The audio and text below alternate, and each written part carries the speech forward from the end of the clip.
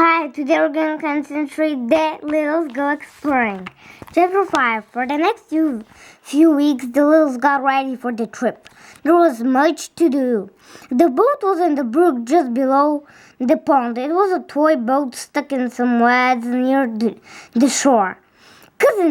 Tom, Uncle Nick, Cousin Dinky went in to pull out of the weeds. "It's perfect," Mr. Little said.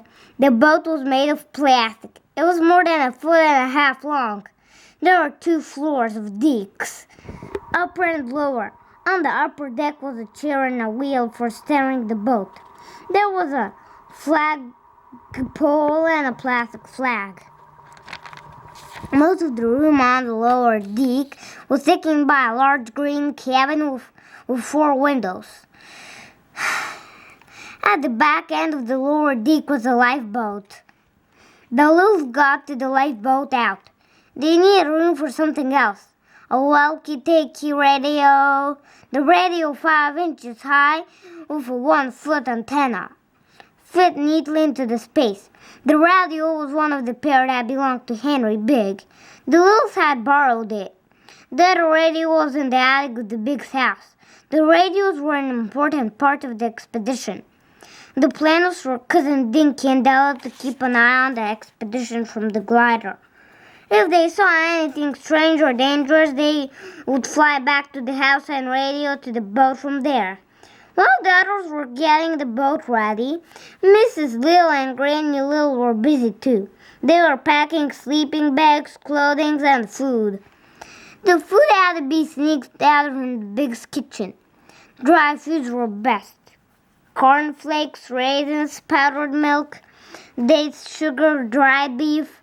Everything was packed into the watertight containers. Little plastic cans were rolled. The film had come in. Mr. Big used a lot of them to take pictures, and he always threw the containers away. The Littles had taken them out of the trash and saved them. Uncle Pete's job was to see what the Littles were well armed. They had to be ready for an attack from wild animals, pets, or insects. The family's weapons chest was brought out. New string was put on the bows. The needle swords were snapped. Some push pins were found to use as daggers. The Littles had some fireworks left over from Henry's big 4th of July celebration. Uncle Pete showed them to the family. There were 4 small firecrackers and 6 smoke bombs. The 3 of them were snake smoke bombs. When lighted, they made long black snakes, along with a lot of smoke. "And here's the best of all," Uncle Pete said. He held up a bottle rocket. It looked like a firecracker tied to a stick. "We have 3 of these beauties," said Uncle Pete. He put the rocket in a ball, let it, and away she goes. Whoosh! On the air where it explodes. "We can use it as a signal," said Tom. Then Uncle Nick said, "I'm going to make Grandpa some brain wrap by following his directions." "What for?" asked Uncle Pete. "I have an idea," said Uncle Nick. That